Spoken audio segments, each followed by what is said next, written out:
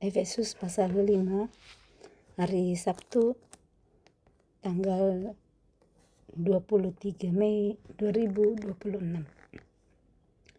Hidup sebagai anak-anak terang. Sebab itu jadilah penurut-penurut Allah seperti anak-anak yang kekasih, dan hiduplah di dalam kasih sebagaimana Kristus Yesus juga telah mengasihi kamu dan telah menyerahkan dirinya untuk kita sebagai persembahan dan korban yang harum bagi Allah. Di Efesus pasal 6 ini dimulai dengan perikop hidup sebagai anak-anak terang.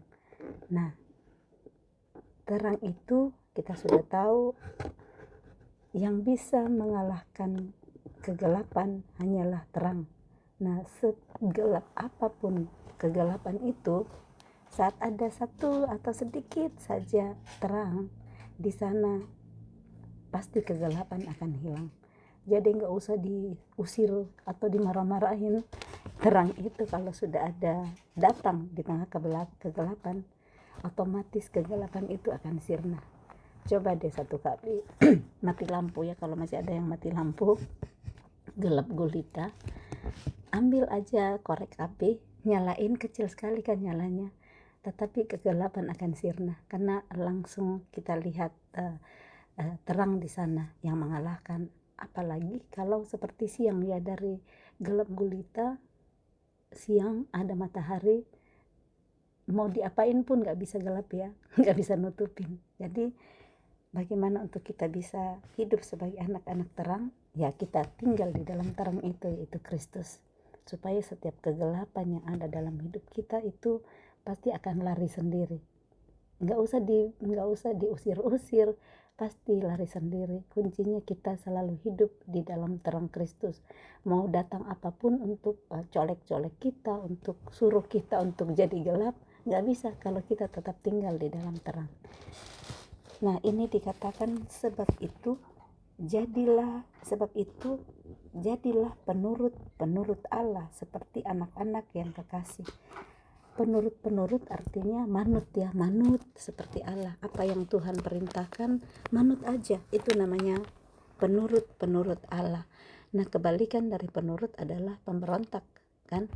Disuruh A nggak mau bikin B, atau disuruh ke kiri dia malah bikin ke kanan, disuruh lurus dia malah belok. Nah, kalau yang menjadi penurut artinya disuruh A masuk aja ya, bahasa Jawanya.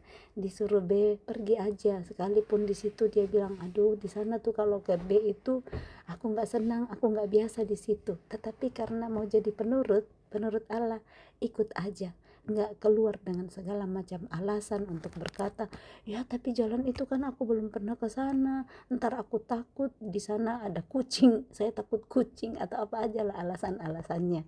Tetapi yang menjadi orang yang menjadi penurut Allah adalah orang-orang yang taat, disuruh atau diminta, diperintah melakukan apapun akan berkata siap, saya mau lakukan. Nah, ini kita lihat banyak di dalam kemiliteran gimana sangat-sangat taat, sangat hormat kepada perintah daripada atasannya. Nah, mari kita lanjut ke ayatnya yang kedua.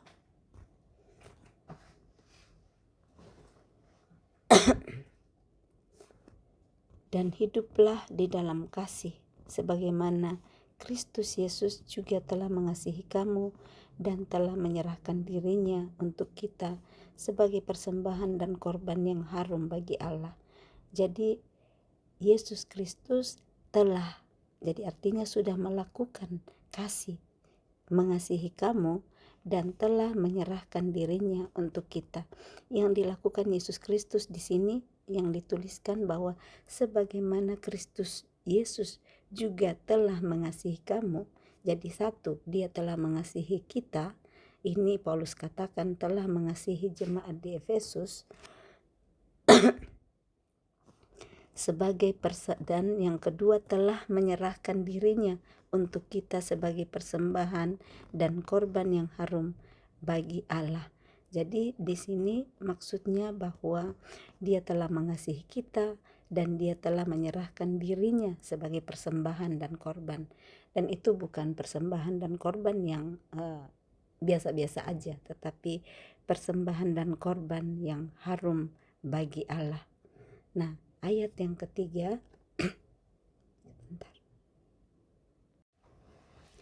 ayat yang ketiga, tetapi percabulan dan rupa-rupa kebenaran, tetapi percabulan dan rupa-rupa kecemaran atau keserakahan disebut saja pun jangan di antara kamu, sebagaimana sepatutnya bagi orang-orang kudus.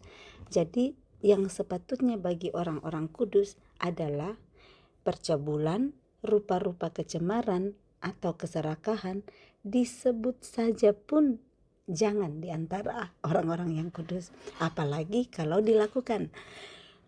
Jadi untuk disebut aja tentang percabulan, kecemaran, keserakahan itu sepertinya apa ya, kalau bahasa ininya haram ya, seperti itu. Haram bagi orang-orang kudus, apalagi kalau orang-orang kudus ngambil bagian dalam percabulan, apalagi kalau orang-orang kudus ngambil bagian dalam kecemaran ataupun keserakahan. Nah, demikian juga perkataan yang kotor. Perkataan yang kotor, yang kosong, atau yang sembrono, karena hal-hal ini tidak pantas, tetapi sebaliknya ucapkanlah syukur.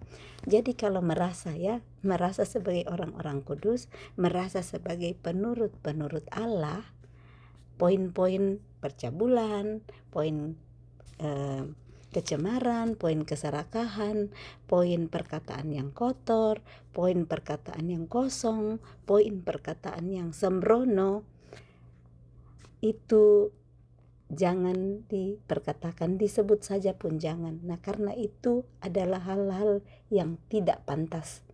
Jadi kalau mau menyebut diri kita sebagai penurut Allah, sebagai orang-orang yang kudus, poin-poin ini segera jauhkan dari diri kita.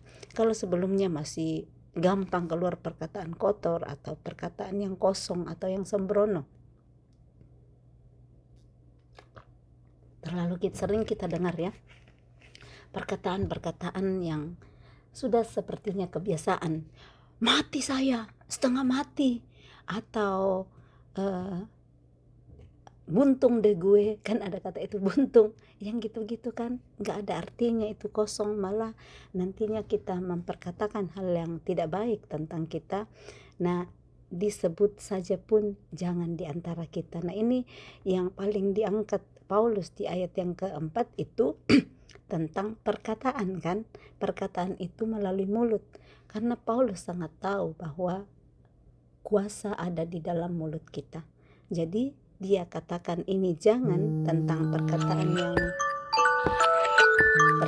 kotor itu jangan, tetapi yang dia sarankan sebaliknya ucapkanlah syukur. Singkat aja yang disarankan oleh Paulus, sebaliknya ucapkanlah syukur. Nah, daripada buntung deh gue, nggak mungkin lah hari ini saya bisa melewatin hari, saking sudah berat sekali nih ujian hidup saya pasti nggak tahu gimana bisa lanjut sampai sore nanti, dari pagi sampai sore, saking ini penagih hutang udah tiap hari telepon saya, hari ini akan gitu lagi, memperkatakan hal-hal yang sembrono saja. Nah, di sini Paulus ngajak sebaliknya ucapkanlah syukur. Iya, terima kasih Tuhan saya bisa memulai hari, sekalipun saya tahu kemarin tuh tukang nagih utang udah datang terus WhatsApp-nya udah ngancam-ngancam saya, tapi saya mau berkata bahwa tak berkesudahan kasih setiamu selalu baru setiap pagi, besar kasih setiamu dalam kehidupan saya, rahmatmu tak habis-habisnya. Memulai hari akan berbeda. Mungkin saja yang nagih utang masih kirim WhatsApp, tetapi udah ada kekuatan baru, udah ada semangat baru, harapan baru, ya jawab aja, mohon maaf saya belum bisa bayar utang saya, gitu aja kan. Sekalipun diancam atau hal-hal yang lain, itu salah satu contoh. Atau pasangan ngancam-ngancam tak ceraiin kamu atau gimana, tetap berdiri teguh, aku percaya bahwa hidup dan matiku ada di dalam tangan Tuhan. Aku percaya pasangan mau ngancam saya dicerain, aku tahu memperkatakan firman bahwa apa yang sudah dipersatukan oleh Tuhan tidak mungkin diceraikan oleh manusia.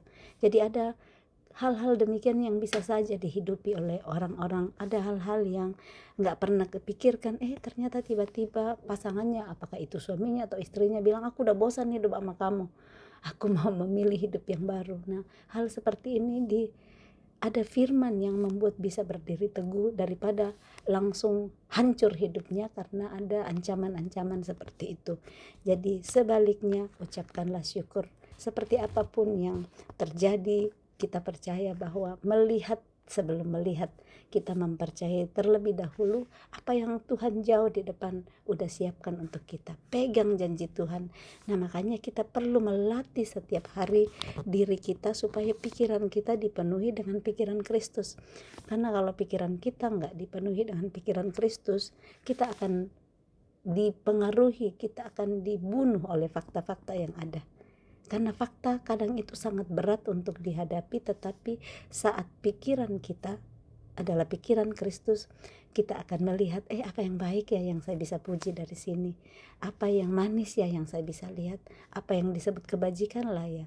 Kalau lihat suami yang gak berubah-berubah dari dulu, gak pernah berubah, tetap berkata terima kasih Tuhan, udah 15 tahun aku bisa tetap setia, aku bisa tetap melihat dan mencari apa yang saya bisa puji dan syukuri, dan tetap melihat seperti kertas putih itu ya, karena pasti di setiap orang, seberat-beratnya, sesusah-susahnya orang, pasti ada yang baiknya juga. Nah, mulailah bersyukur dengan mencari satu aja yang baik dari suami kita atau istri kita atau bos kita yang sudah sangat nyebelin kan, yang udah menjengkelkan sekali.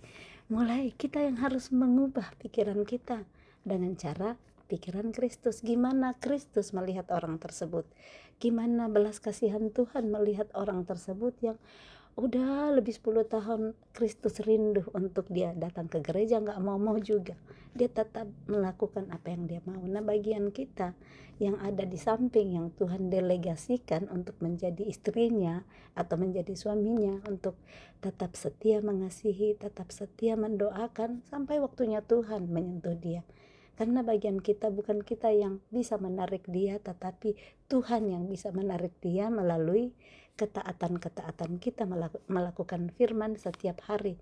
Dan itu perlu diuji kesetiaannya, perlu diuji ketekunan kita. Apakah kita nyerah pada tahun ke-10? Udah 10 tahun nih aku begini tapi gak berubah-berubah, lebih bagus aku minta cerai. Ada banyak yang saya dengar seperti itu. Saya udah terlalu lama saya sudah terlalu lama sabar, saya sudah terlalu lama mengalah, saya sudah terlalu lama setia. Nah, kan hidup hanya sekali, saya juga mau menikmati hidup, saya juga mau bahagia. Coba deh, mungkin dengan pilihan itu bahagia bener gak nantinya? coba aja. Jadi untuk bisa hidup berbahagia, firman Tuhan sudah ada. Yesaya 48 ayat yang ke-17 sampai ayat yang ke-18 ya. Di sana dengarlah, akulah Tuhan Allahmu. Perhatikanlah apa yang aku ajarkan yang memberi faedah. Sekiranya engkau memperhatikan perintah-perintahku, maka kebahagiaanmu akan seperti sungai yang tidak pernah kering. Mau gak punya kebahagiaan yang seperti sungai yang tidak pernah kering? Ya, perhatikanlah perintah Tuhan, hidupilah perintah Tuhan, taatilah apa yang Tuhan perintahkan. Tetapi kalau kita cuman bangga karena udah taatin satu, tetapi yang lain-lain enggak, makanya enggak bahagia, hati enggak tenang, hati enggak tentram. Tetapi saat kita dari hari ke hari belajar terus mengusahakan supaya Tuhan yang memerintah dalam hidup kita, artinya Tuhan yang kita ikutin perintahnya, bukan kita sendiri yang memerintah hidup kita. Itu artinya Matius 6 ayat 33 versi bahasa Indonesia masa kini. Jadi usahakanlah supaya Allah memerintah atas hidupmu. Artinya bisa sekali saya sendiri yang memerintah atas hidupku. Kita bisa berkata, hidup ini kan hidup saya bisa bikin apa yang saya mau. Ini tubuh saya adalah milik saya, wajah saya milik saya, tak rambut saya milik saya mau kasih warna apa aja sesuai saya mau. Itu kalau kita yang memerintah atas hidup kita. Tetapi saat kita mau mengusahakan supaya Tuhan yang memerintah atas hidup kita, maka kita hanya akan manut. Tuhan bilang rambutmu itu ya tinggalin aja warna hitam, itu kan yang natural. Siap Tuhan, sekalipun orang di sekeliling saya udah taruh warna merah, warna kuning, warna merah muda, saya mau taat. Nah, seperti ini yang menghidupi perintah Tuhan. Nah, satu perintah Tuhan adalah ucapkanlah syukur, bersukacitalah senantiasa di dalam Tuhan.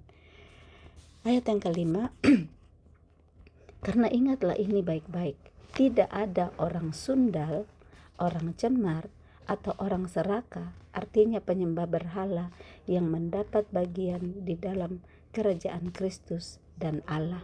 Jadi di sini tidak ada orang yang sundal, tidak ada orang cemar, tidak ada orang serakah yang penyembah berhala yang mendapat bagian di dalam kerajaan Kristus dan Allah.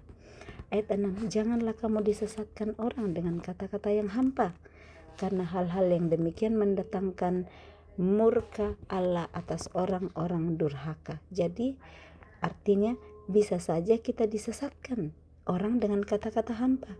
Nah, kita yang harus berjaga-jaga, kita yang harus berhati-hati supaya kita nggak disesatkan, supaya kita nggak dipengaruhi dengan kata-kata yang hampa, karena hal-hal yang demikian akan mendatangkan murka Allah atas orang-orang yang durhaka. Jadi orang-orang yang mengatakan kata-kata hampa ternyata disebut sebagai orang-orang durhaka. Nah, di sini kita harus belajar untuk tetap teguh dengan kebenaran yang sudah kita tahu. Kebenaran itu memerdekakan kita, sehingga apapun yang dikatakan dan orang coba sesatkan kita, kita tidak akan tergoncangkan. Unshakable, dengan ketetapan yang kita sudah pegang, karena kebenaran itu yang memerdekakan kita. Nah, ayat yang ketujuh, sebab itu janganlah kamu berkawan dengan mereka. Jadi berkawan dengan siapa? Berkawan dengan orang-orang yang memperkatakan kata-kata hampa, orang-orang yang hanya memperkatakan yang kotor, yang kosong, yang sembrono. Jadi kalau mau untuk hidup sebagai orang-orang yang menjadi penurut-penurut Allah, jangan berkawan dengan orang-orang yang demikian. Jangan berkata iya tapi artinya kita sombong. Enggak, kita perlu menjaga diri kita. Kita perlu tahu bahwa saya bisa terinfeksi, saya bisa tertular dari orang-orang tersebut. Saya jaga dirilah terlebih dahulu. Nantilah kalau saya sudah kuat terimunisasi ya, enggak akan terinfeksi lagi, bolehlah berkawan dengan mereka. Tujuannya apa? Supaya kita yang menginfeksi, menularkan kebenaran kepada orang-orang tersebut. Kalau udah siap, karena kalau nggak siap malah kita nantinya yang tertular di sana.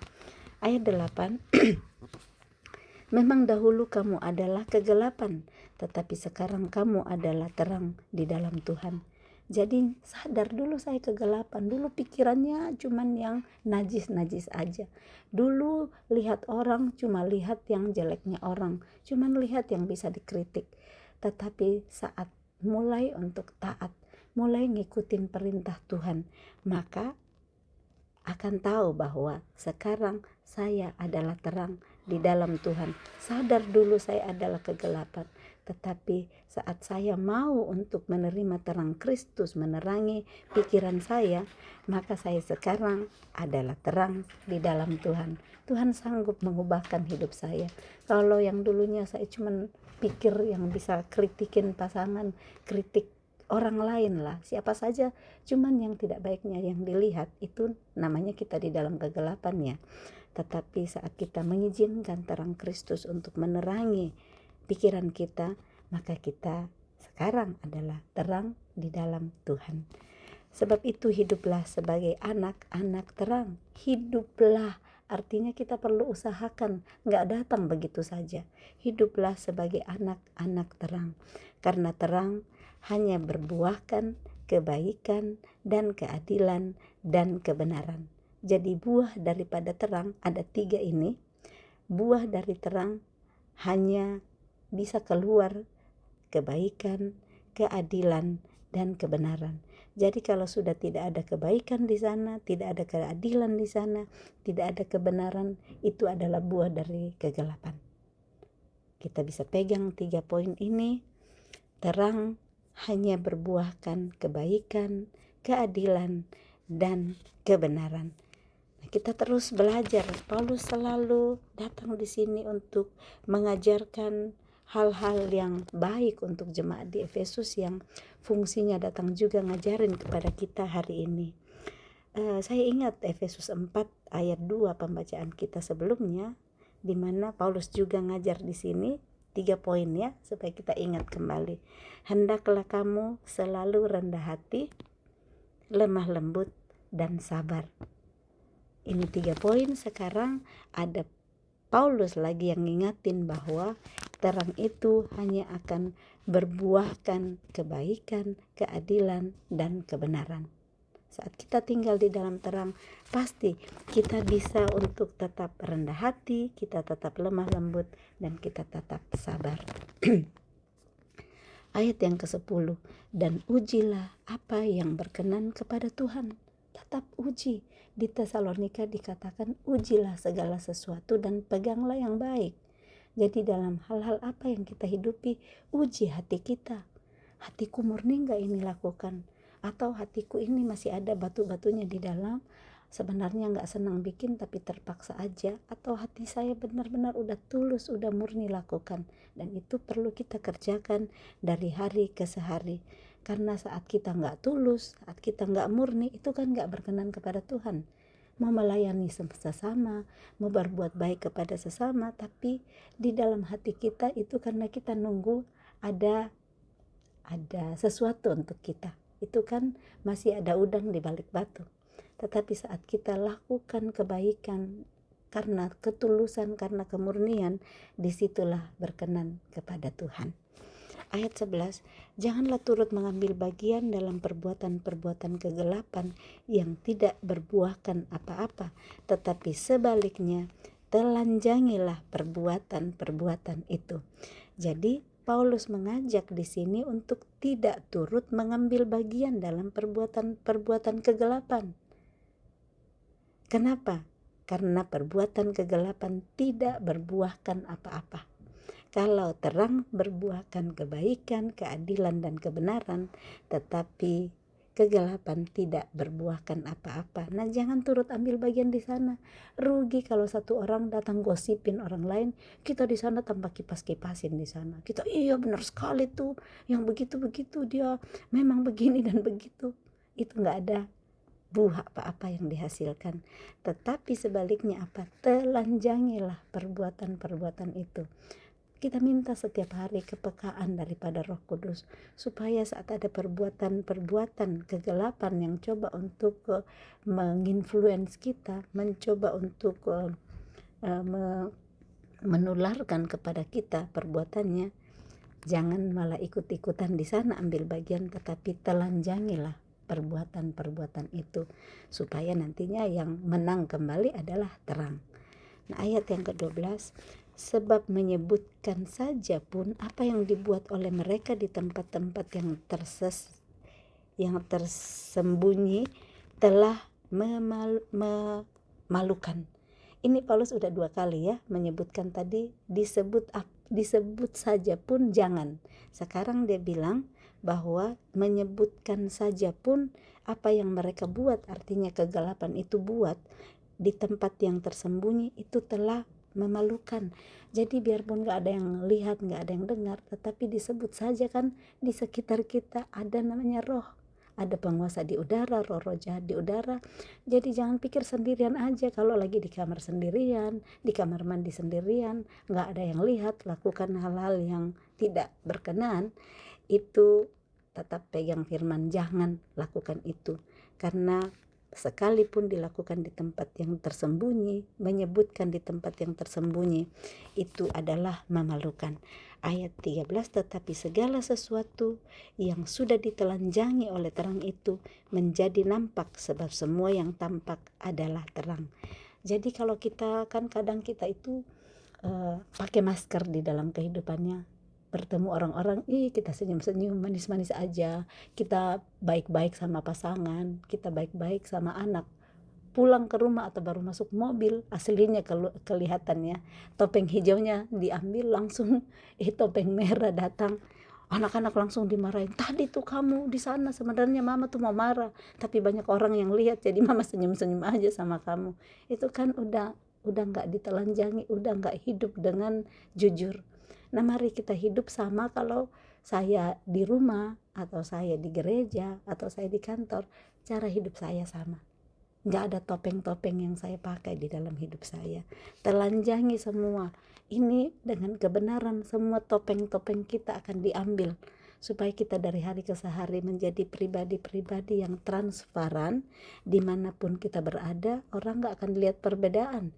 Saat kita di rumah atau saat kita lagi sama teman-teman, itu sudah berbeda ya. Jadi saya ingat sekali adik saya dulu bilangin saya, ini kalau sama orang lain baik sekali, kalau sama kita suka dimarah-marahin. Saya dibilangin adik saya gitu, manis sekali kalau sama teman-temannya, kalau sama kita dimarahin aja. Kan kadang kalau kita teleponnya misalnya lagi marah-marah, ada telepon teman masuk, langsung shalom, apa kabar, padahal baru aja marah-marahin adik atau marah-marahin pasangan. Nah, ini kan yang namanya bermasker, bertopeng. Jadilah dengan kalimat yang sama, yang manis saat berbicara sama anak, sama pasangan, dan sama orang lain. Jadi itu hidup saya dulu. Adik saya sendiri yang saksikan karena pernah datang di Swiss, dan dia bilang, kakak ini kalau sama orang lain manis sekali, sama kita begini.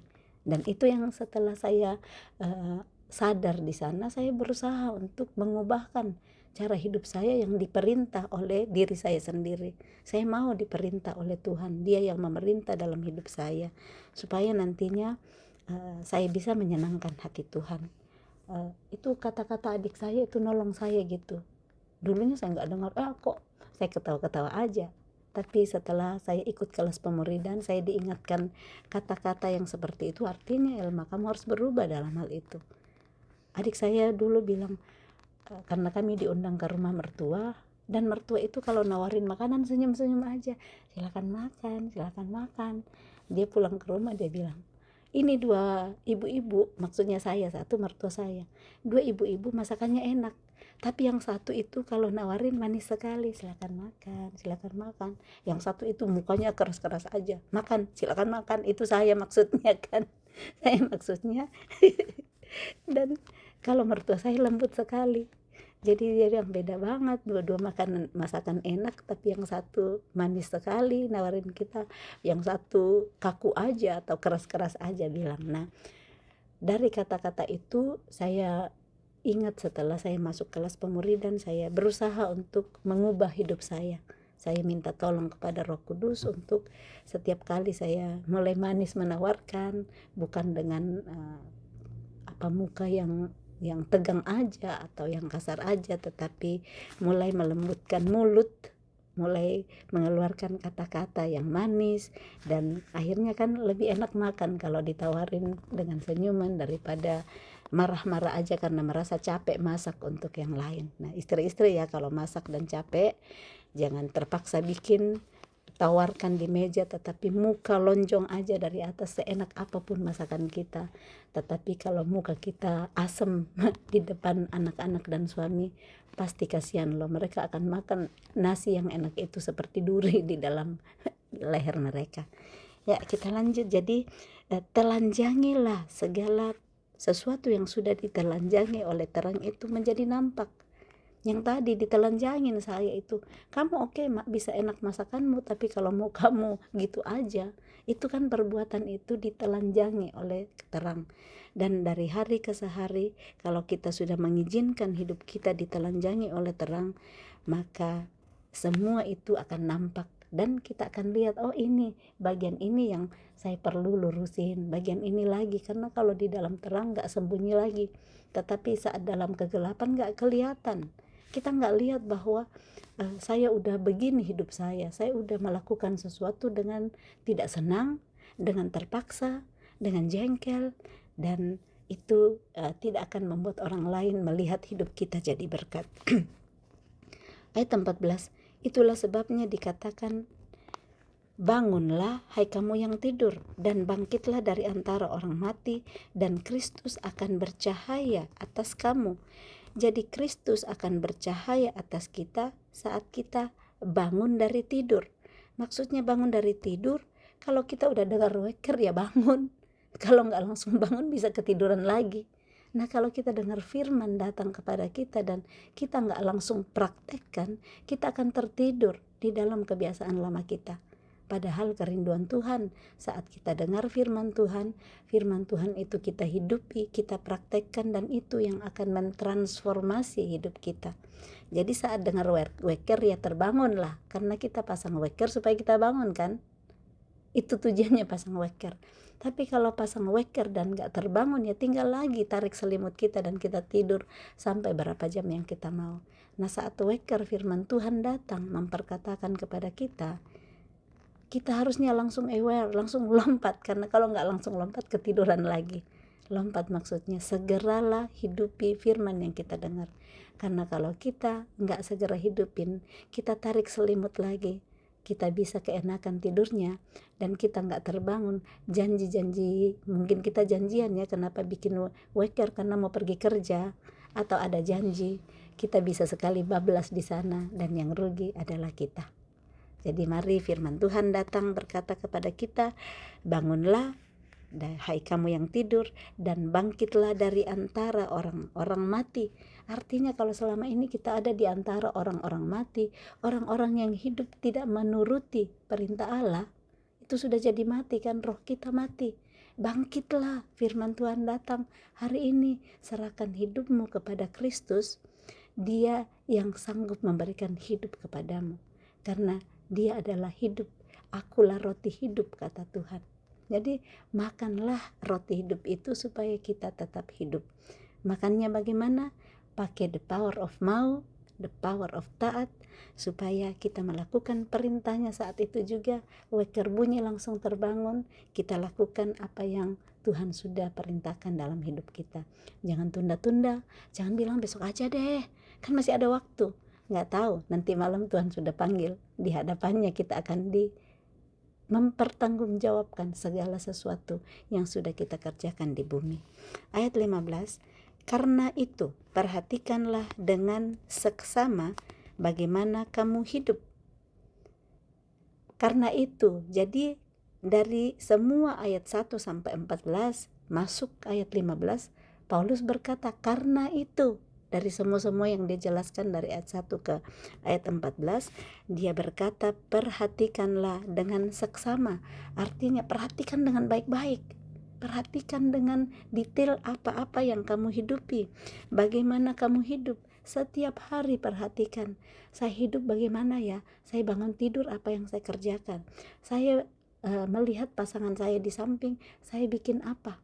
Saya bangun, saya lihat anak-anak saya bagaimana. Perhatikan dengan seksama, lihat bagaimana cara saya hidup. Nanti Roh Kudus yang akan nuntun. Tuh lihat tuh kamu bangun itu nggak berdoa, langsung lompat dari tempat tidur, nggak bersyukur kepada Tuhan. Lihat suami di sampingnya masih ngorok, udah jengkelnya mulai, udah duluan jengkelnya. Lihat ke kamar anak-anak, mulailah hari dengan bersyukur.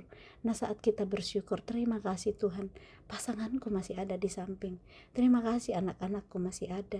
Ada banyak orang yang terbangun sudah gak ada pasangannya di sampingnya, cuman penyesalan. Nah, kalau masih ada di samping, bersyukurlah. Jangan lihat ngoroknya, jangan dengar ngoroknya, jangan lihat yang tidak bisa kamu puji. Pakailah selalu hidup dengan Filipi 4 ayat 8. Maka semua kegelapan akan dibuang dari hidup kita, karena Filipi 4 ayat 8 menolong kita untuk hidup selalu bersyukur. Nah, jadi perhatikanlah dengan saksama bagaimana kamu hidup.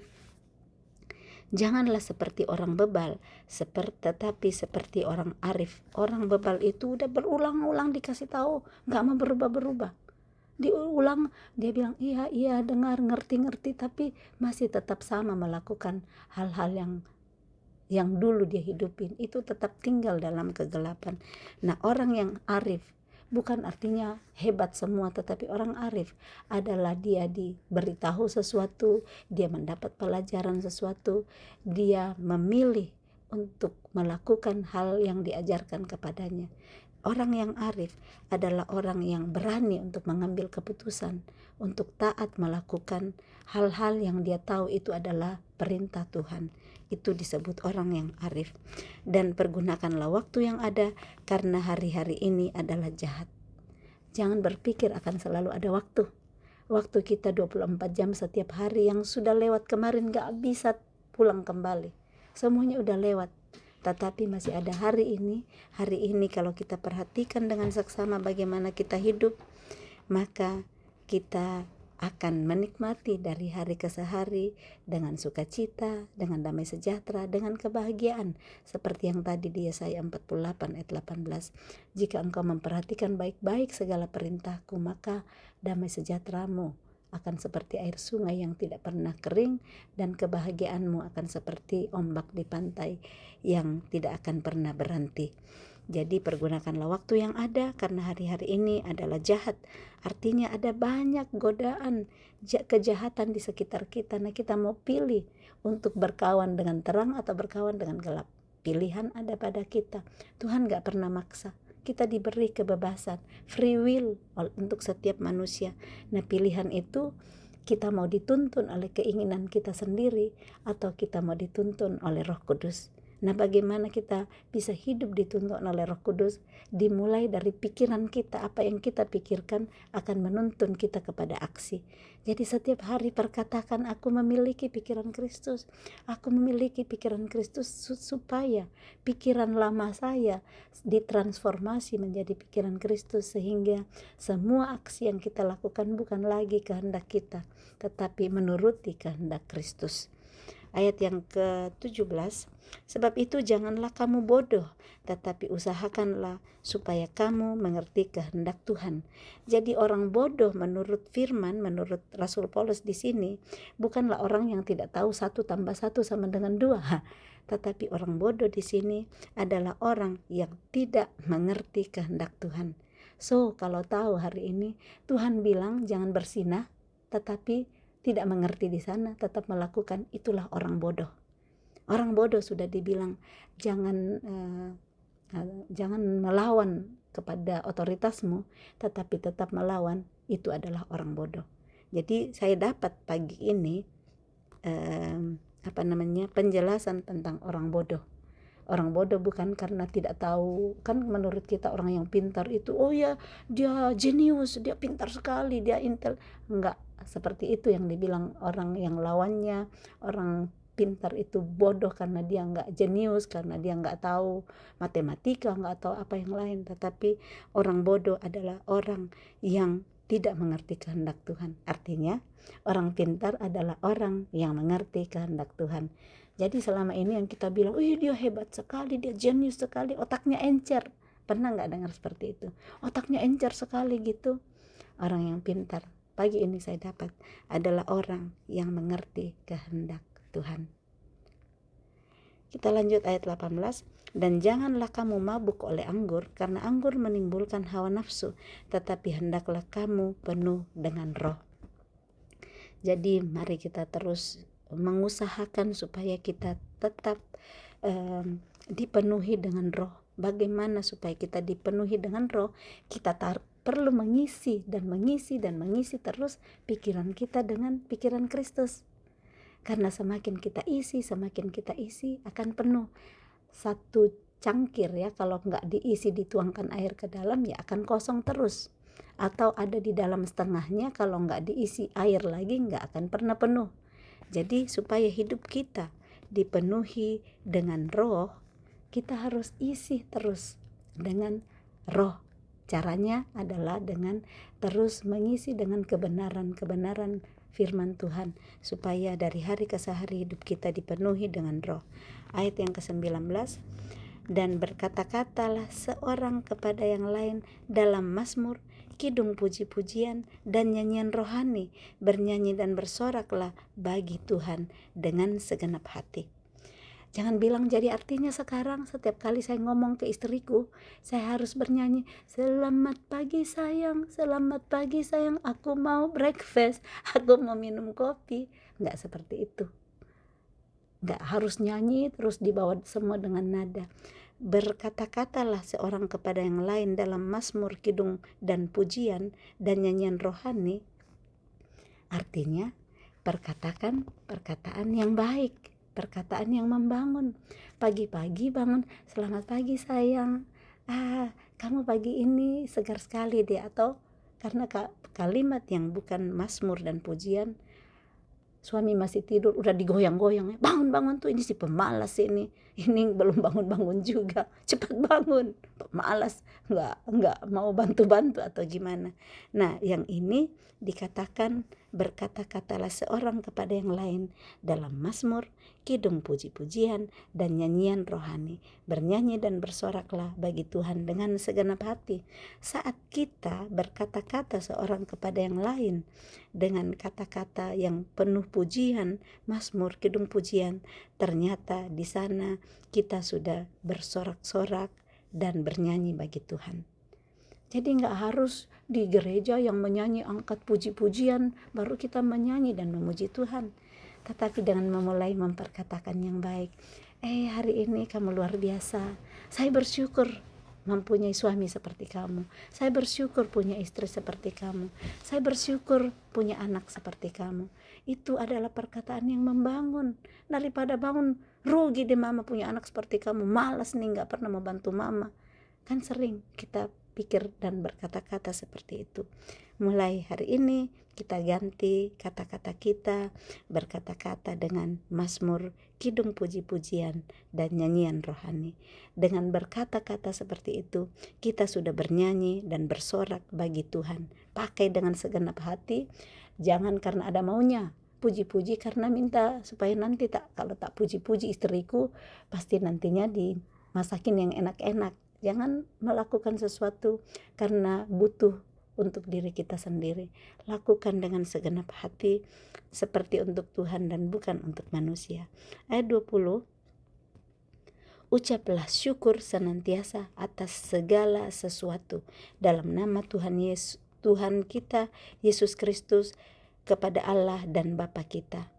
Jadi ayat 20 ini, ucaplah syukur senantiasa. Artinya setiap waktu, senantiasa itu terus menerus. Ucaplah syukur kepada Tuhan senantiasa atas segala sesuatu. Jadi bukan cuma yang baik-baik yang kita ucapkan syukur. Kalau ada yang gak baik kelihatannya untuk kita, teruslah berkata, Tuhan aku percaya, aku mengucap syukur, Engkau turut bekerja dalam segala sesuatu untuk mendatangkan yang baik. Jadi jangan cuma bersyukur untuk yang kelihatan baik menurut kita, tetapi segala sesuatu yang kita hidupi day by day. Melakukan itu juga pastinya dengan mengikuti perintah Tuhan. Kita tahu yang mana yang Tuhan tidak perintahkan, ya jangan lakukan. Nah, jadi mari hari ini kita terus mengucap syukur. Ini dari tadi Paulus sudah bilang ya, di ayat yang keempat juga sudah katakan ucapkanlah syukur. Dan mengucapkan syukur itu dalam nama Tuhan kita Yesus Kristus kepada Allah dan Bapa kita. Ayat 21, dan rendahkanlah dirimu seorang kepada yang lain di dalam takut akan Kristus. Rendahkan dirimu satu kepada yang lain karena takut akan Kristus. Ada banyak yang gak mau merendahkan diri karena merasa harga dirinya keinjak kalau merendahkan diri. Oh, dia kan anak. Itu saya dulu banget. Dia kan anak, dia harus dengar saya, dia harus ikutin apa yang saya bilang. Padahal banyak juga hal yang saya salah. Saya nggak ngikutin apa yang mereka butuhkan. Nah, saya maksa aja karena saya mama, ikutinlah semua yang mama pikir. Nah, di sana kita harus merendahkan diri, sekalipun kita mama, itu karena takut akan Kristus. Kita takut akan Kristus, kita menghargai anak kita, satu pribadi nih di sana. Kalau dia suka warna hitam, saya nggak bisa paksa dia suka warna hijau. Kalau dia suka makan nasi merah, saya nggak bisa paksa dia makan nasi putih. Saya harus menghargai dia, dan cara itu saya perlu merendahkan diriku dulu. Saya harus hancurkan ego saya sebagai mama supaya anak saya ternyata senangnya warna biru.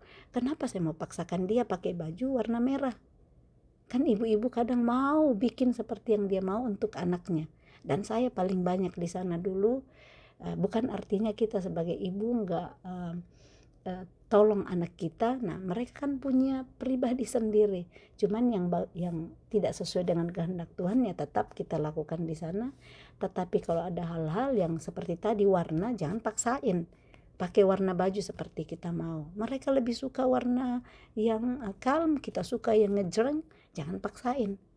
Atau mereka suka yang ngejreng, kita nggak suka, ya kita perlu menghormati satu dengan yang lain. Jadi rendahkanlah dirimu seorang kepada yang lain di dalam takut akan Kristus. Kita lihat ini setelah ayat 22 ini, ayat 21 masuk kepada perikop yang baru. Kasih Kristus adalah dasar hidup suami istri, masuk ke ayat 22. Jadi yang menjadi dasar hidup suami istri adalah kasih Kristus. Kalau kita membuat dasar hidup kita sebagai suami istri adalah kasih kita sendiri, iya saya jatuh cinta sama dia, ketemu pertama kali, hatiku langsung berdebar-debar, dan sejak itu aku jatuh cinta dan berusaha untuk nikah sama dia. Kalau kita pakai kasih itu, kasih dan cinta kita sebagai dasar hidup suami istri, bukan itu yang Tuhan ajarkan. Yang kita perlu hidupi sebagai dasar hidup suami istri adalah kasih Kristus. Bukan karena saya cinta dia. Kadang kan kalau ada yang pergi kepada pendeta yang mau menikah, ditanya pendetanya, kenapa kalian mau menikah? Karena kami saling jatuh cinta, Pak Pendeta. Kami ketemu, aduh cinta saya langsung berdebar-debar, hati saya berdebar-debar, saya cinta sama dia. Karena itulah kami mengambil keputusan untuk menikah. Ternyata hari ini Paulus ngajarin bahwa kasih Kristus adalah dasar hidup suami dan istri. Memang dimulai dengan jatuh cinta, melihat pasangan, melihat dia cantik, melihat dia ganteng. Tetapi kelanjutannya adalah mengerjakan relasi itu dengan kasih Kristus yang perlu ditata, yang dihidupi sebagai dasar untuk nantinya masuk di dalam rumah tangga. Nah, ayat 22 dikatakan di sini, hai istri, tunduklah kepada suamimu seperti kepada Tuhan. Ini khusus untuk istri dimulai perintahnya. Bukan kepada suami loh. Perintah pertama dikasih tahu di sini adalah kepada istri. Hai istri, perintahnya untuk dia. Tunduklah kepada suamimu seperti kepada Tuhan. Kalau kita mau tunduk kepada Tuhan, seperti itu yang kita mau lakukan, yang kita harus lakukan. Tunduk kepada suamimu seperti kepada Tuhan. Jadi jangan bilang, ngapain nih di depan saya ini suami menjengkelkan, ngapain saya mau taat kepada dia. Ingat firman Tuhan, tunduk kepada suami seperti kita tunduk kepada Tuhan. Ayat 23, kenapa harus tunduk kepada suami seperti kepada Tuhan? Karena, ada kata karena yang memulai ayat 23. Karena suami adalah kepala istri, sama seperti Kristus adalah kepala jemaat. Karena suami adalah kepala istri, sama seperti Kristus adalah kepala jemaat. Dialah yang menyelamatkan tubuh. Jadi, kenapa kita perlu tunduk kepada suami seperti kepada Tuhan? Karena suami itu adalah kepala kita sebagai istri. Dialah yang menyelamatkan tubuh, karena dikatakan sama seperti Kristus adalah kepala jemaat. Kristus kepala jemaat, dia yang selamatkan keseluruhan tubuh. Kalau kita posisikan suami kita sebagai kepala, dia yang akan menyelamatkan seluruh tubuh, seluruh anggota keluarga kita. Tubuh itu dalam hal ini diumpamakan bahwa jemaat ini ya, kita adalah anggota tubuh, ada istri, ada anak-anak di dalam. Kalau istri yang tunduk kepada suami seperti kepada Tuhan, dia akan menyelamatkan seluruh tubuh. Berarti di sini istri sangat pegang peranan yang penting di dalam rumah tangga. Saat istri tunduk kepada suami, suami itu sudah didelegasikan oleh Tuhan seperti Kristus adalah kepala jemaat, maka itu nantinya akan menyelamatkan keseluruhan tubuh, menyelamatkan rumah tangga. Ternyata itu ada bagian yang sangat penting dari istri, supaya keselamatan tubuh itu bisa terjaga. Dan caranya adalah tunduk kepada suami seperti kepada Tuhan. Ayat 24, karena itu sebagaimana jemaat tunduk kepada Kristus, demikian jugalah istri kepada suami dalam segala sesuatu. Jadi istri perlu tunduk kepada suami dalam segala sesuatu. Nah, pertanyaannya di sini dibilang iya dalam segala sesuatu, tapi kalau suami suruh saya lakukan hal-hal yang tidak sesuai dengan perintah Tuhan, yang tidak berkenan kepada Tuhan. Nah, kita kembali kepada firman Tuhan yang lain ya. Firman Tuhan yang lain dijelaskan step by step bahwa kepala laki-laki adalah Kristus, kepala Kristus adalah Tuhan. Nah, kepala wanita atau istri adalah suami. Jadi bagaimana kita di sana di atas suami masih ada Kristus kan? Di atas Kristus ada Bapa. Nah, kalau yang suami perintahkan kepada kita ternyata tidak seperti yang di atasnya yaitu Kristus, ya nggak usah ditaatin. Ikuti perintah yang di atasnya suami lagi. Tetapi suami itu adalah delegasi di bawahnya Kristus langsung. Jadi kalau yang dia perintahkan yang sesuai dengan kehendak Tuhan, ya itu yang wajib kita tunduk. Tetapi kalau yang sudah tidak berkenan dan tidak selaras dengan Kristus yang kepala suami, di situ kita bisa berkata tidak melakukan. Contoh kalau suami paksa kita melakukan hal-hal yang kita sangat tahu tidak sesuai dengan kehendak Tuhan, di sana kita lompatin dianya karena kita mau tunduk kepada Kristus yang ada di atas suami kita. Ya, kita lanjut.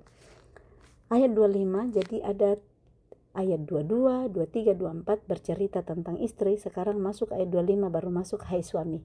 3 ayat khusus istri.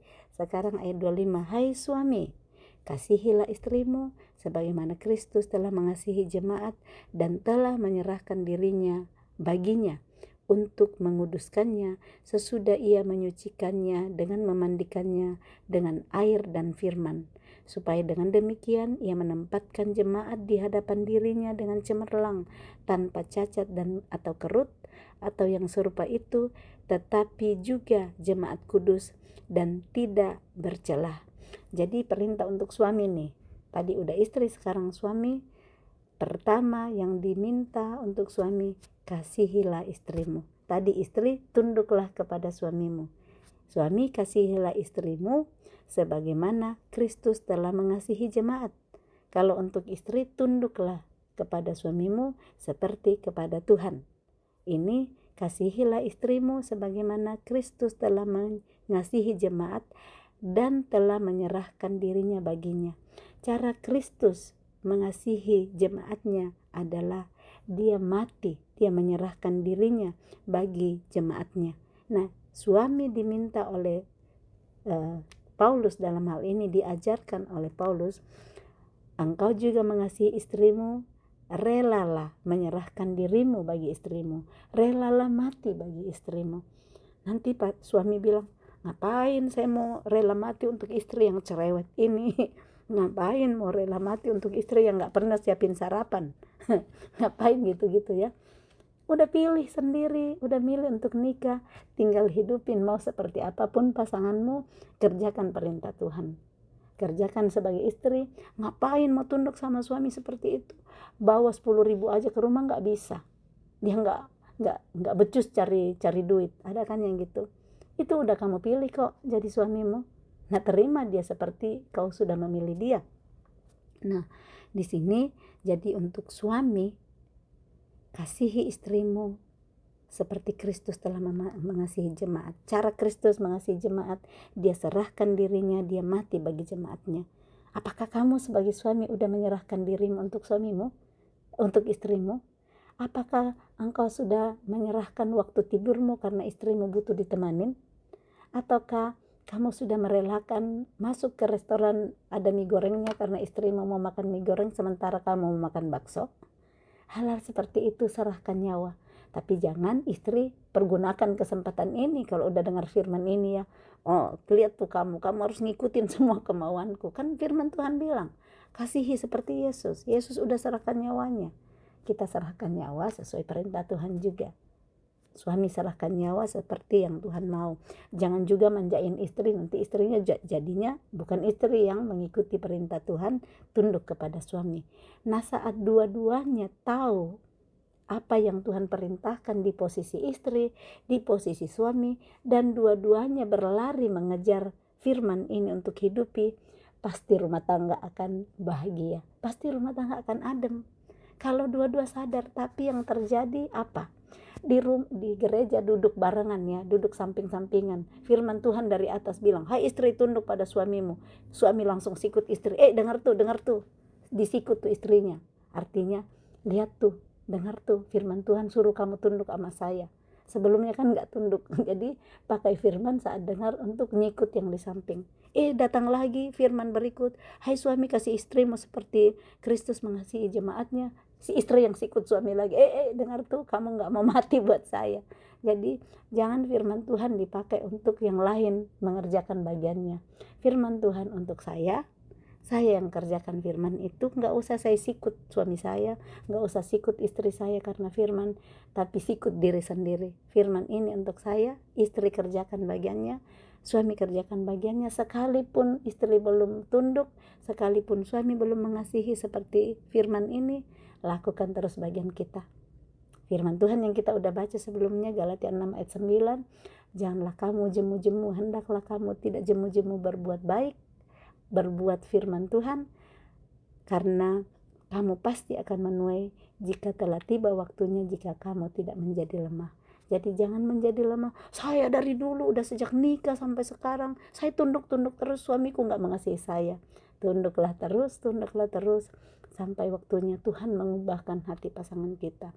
Atau istri suaminya bilang, aku udah kasihi dari dulu, aku udah sering mati buat dia, aku udah sering menyerahkan diriku, tapi dia gak pernah tunduk sama saya. Lakukan terus bagian. Masuk dalam pernikahan gak ada pintu keluar. Jangan pakai alasan-alasan untuk keluar dari pintu pernikahan, karena kalau pernikahan orang percaya gak ada pintu keluarnya. Cuma satu masuk pintu, tertutup, gak ada kunci untuk keluar. Jadi lakukan saja firman, sekalipun pasanganmu belum menghidupi firman, lakukan terus sampai waktunya Tuhan mengerjakan bagiannya, sampai mujizat itu terjadi. Ataupun sekalipun sampai kita mati, belum juga kita rasakan, percayalah bahwa upah kita besar di surga, karena kita sudah menghidupi kebenaran firman saat kita masih hidup di bumi. Ayat yang berikut, jadi tadi suami mengasihi, menyerahkan diri bagi istrinya, tujuannya adalah untuk menguduskannya. Jadi saat suami mengasihi istri, menyerahkan dirinya, itu dikuduskan itu istri. Kalau suami tahu ini firman dan betul-betul mengasihi istrinya, lakukanlah ini, matilah bagi istrimu, istrimu akan dikuduskan. Sesudah ia menyucikannya dengan memandikannya dengan air dan firman. Karena suami yang melakukan firman itu ternyata memandikan istrinya dengan hidup dengan air dan firman. Karena dia menghidupi firman, istri sekalipun sekeras apapun hatinya, melihat suami yang terus mengasihinya, menyerahkan dirinya baginya, Roh Kudus sendiri yang akan bicara terus. Doakan terus istrimu supaya nantinya dia juga hidupin firman, tunduk kepada suami. Ayat 27, supaya dengan demikian ia menempatkan jemaat di hadapan dirinya dengan cemerlang, tanpa cacat atau kerut atau yang serupa itu, tetapi supaya jemaat kudus dan tidak bercela. Jemaat ini kan diumpamakan seperti istri ya, dan Kristus sebagai kepala. Nah, saat suami mengasihi istrinya, suami melakukan bagiannya, menyerahkan diri bagi istrinya, ternyata ia akan menempatkan jemaat itu istrinya di hadapan dirinya menjadi cemerlang, tanpa cacat atau kerut. Jadi bagian suami di sini saat mengasihi istrinya seperti itu, dia akan tolong istrinya menjadi lebih manis, tidak ada cacat, tidak ada kerut. Tapi nanti bilang, istriku dari dulu tak lakuin begitu, tambah ganas istriku, tambah menjadi-jadi istriku.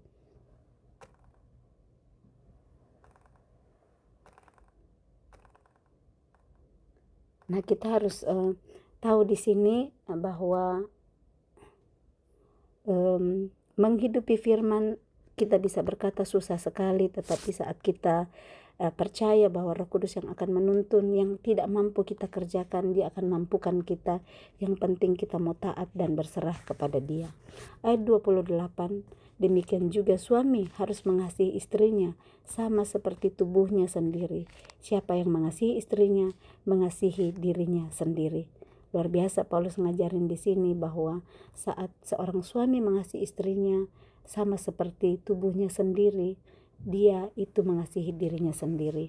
Sebab tidak pernah orang membenci tubuhnya sendiri, tetapi mengasuhnya dan merawatnya, sama seperti Kristus terhadap jemaat. Jadi kalau orang itu membenci tubuhnya sendiri, dia pasti gak akan rawat dan asuh. Tetapi saat seseorang mengasihi tubuhnya, dia akan merawatnya, dia akan mengasuhnya, sama seperti Kristus terhadap jemaat.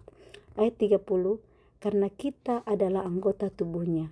Sebab itu laki-laki akan meninggalkan ayahnya dan ibunya dan bersatu dengan istrinya, sehingga keduanya itu menjadi satu daging. Rahasia ini besar, tetapi yang aku maksudkan ialah hubungan Kristus dan jemaat. Bagaimanapun juga, bagi kamu masing-masing berlaku, kasihilah istrimu seperti dirimu sendiri, dan istri hendaklah menghormati suaminya. Nah, kita lihat di sini ternyata ayat 25 sampai ayat yang ke-31, bahkan masih ada di ayat yang ke-35, itu perintah kepada suami. Mohon maaf ya suami-suami, karena ternyata perintah ke suami lebih banyak sekali daripada ke istri. Tetapi istri yang mulai dengan 3 ayat, suami dari ayat 25 sampai ayat ke-35 itu, karena mereka suami-suami yang dipercayakan menjadi wakil Tuhan untuk istrinya, menjadi delegasi langsung dari Kristus. Jadi kalau suami pegang peranannya, luar biasa rumah tangganya itu akan bisa tertuntun, bisa lebih mudah untuk kepada Kristus. Nah, ini kami lihat sekali ya di Eropa itu banyak sekali istri-istri yang cari Tuhan, betul-betul berdoa untuk keluarga. Kalau ada perkumpulan-perkumpulan, kadang cuma 2 laki-laki, 3 laki-laki, dan saya nggak tahu kalau di Indonesia apakah seperti itu juga ibu-ibunya yang banyak. Tetapi kita lihat bahwa kalau ada suami yang betul-betul taat kepada Tuhan, kita lihat ke bawahnya istrinya, anak-anaknya tunduk juga gitu, pergi ke gereja bareng. Tapi kalau yang istrinya yang rajin ke gereja, belum tentu ada suami dan anak-anak yang ikut. Ini yang saya pelajari, bahwa karena suami itu yang diberikan sebagai kepala di sini, banyak hal-hal yang Tuhan percayakan. Nah, kalau suami yang tobat, yang takut Tuhan, itu akan narik seisi keluarganya, narik jemaatnya. Yang tadi sudah dikatakan bahwa saat suami menyerahkan diri kepada istrinya, mati untuk istrinya, itu akan menguduskan istrinya, akan menempatkan jemaat itu menjadi cerlang tanpa cacat kerut di hadapan Tuhan. Nah, jadi bukannya saya mengecilkan sebagai wanita, tetapi kalau laki-laki yang mau berdiri, mau bertobat, lakukan firman, banyak sekali yang rumah tangganya, seisi rumahnya akan ketarik. Tetapi banyak sekali perempuan-perempuan, wanita-wanita istri yang cari Tuhan, dekat sama Tuhan, tetapi suami dan anak-anak belum. Itu sih yang saya lihat ya sehari-harinya. Jadi bagaimana suami yang mau dengar firman ini untuk benar-benar mau untuk diubahkan, percaya, dan nantinya seperti Yosua berkata di Yosua 24 ayat 15, itu pilihan Yosua kan, tetapi aku dan seisi rumahku kami akan beribadah kepada Tuhan. Saat seorang laki-laki mengambil tempat dan posisi sebagai imam dalam rumah tangganya, anak istrinya itu ketarik gitu bersama-sama. Coba kita lihat, bapak-bapak yang takut Tuhan, biasanya istrinya ikut, anak-anaknya juga ikut. Yang tadi saya bilang. Tetapi istri-istri yang takut Tuhan, ada yang jalan sendiri, suami belum ada, anak-anak gak ikut. Jadi suami-suami kalau dengar firman ini, lihat betapa powerfulnya saat suami-suami, bapak-bapak mau menghidupi firman ini, jemaatnya, istrinya, anak-anaknya ke bawah bisa masuk di dalam terang bersama-sama, bisa menghidupi kebenaran. Dan seperti perintah Tuhan bahwa suami adalah kepala daripada istri yang menaungi seluruh isi rumahnya, menaungi jemaatnya, Tuhan akan ditinggikan, dimuliakan dengan suami yang takut akan Tuhan. Dan nanti istri juga menghidupi firman Tuhan. Tapi lakukan dahulu ya, suami istri dulu yang tunduk kepada suami, dan nantinya suami juga lakukan bagiannya. Maka luar biasa saya bisa melihat bagaimana rumah tangga diberkati, istri melakukan bagian, suami lakukan bagian. Kebahagiaan ada di sana. Kerjakan bersama-sama supaya kerinduan Tuhan untuk datang, supaya kita mempunyai hidup dalam kelimpahan tergenapi. Mari kita menjalankan dan menghidupi firman Tuhan sepanjang hari ini sesuai dengan tempat dan posisi kita masing-masing. Enggak usah paksa-paksa yang di depan kita, pasangan kita lakukan bagiannya, kita lakukan saja bagian kita. Doakan bagian pasangan kita. Roh Kudus yang akan bekerja memperbaiki dan menolong di dalam kehidupan kita. Puji Tuhan, Efesus pasal 5 yang mengajarkan banyak hal hidup sebagai anak-anak terang dan kasih Kristus sebagai dasar hidup suami istri telah kita baca. Kiranya Roh Kudus sendiri yang akan mengajarkan kita segala sesuatu, memberikan pembukaan yang kita belum hidupi sebelumnya, supaya dari hari ini terang Kristus mengusir setiap kegelapan yang masih ada di dalam kehidupan kita. Salam kasih, Tuhan Yesus memberkati. Shalom.